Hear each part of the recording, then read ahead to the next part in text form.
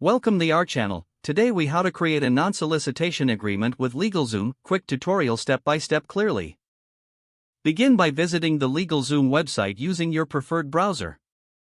On the home page, locate the search bar usually found at the top of the page.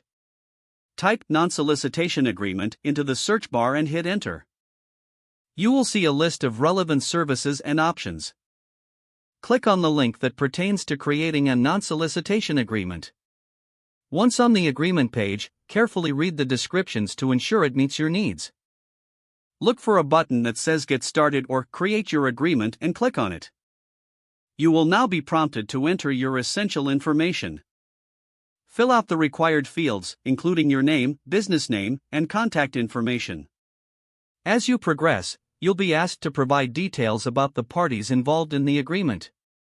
Be sure to specify who is restricted from soliciting and for what duration. Follow the prompts to include any special provisions that may be relevant to your case. Review the information you've entered for accuracy before proceeding. After verifying your details, you can move to the payment section. Select your preferred payment method and complete the transaction. Once your order is processed, you will receive a confirmation email.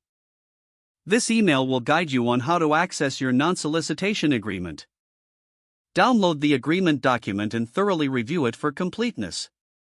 If necessary, consult with a legal professional to ensure it meets all legal requirements.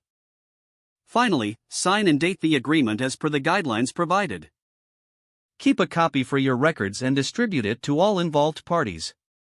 Creating a non-solicitation agreement with LegalZoom is now complete. If the page does not load, refresh the browser or try again in a private or incognito window. Make sure you are using the correct email address, then retype it carefully to avoid small typos.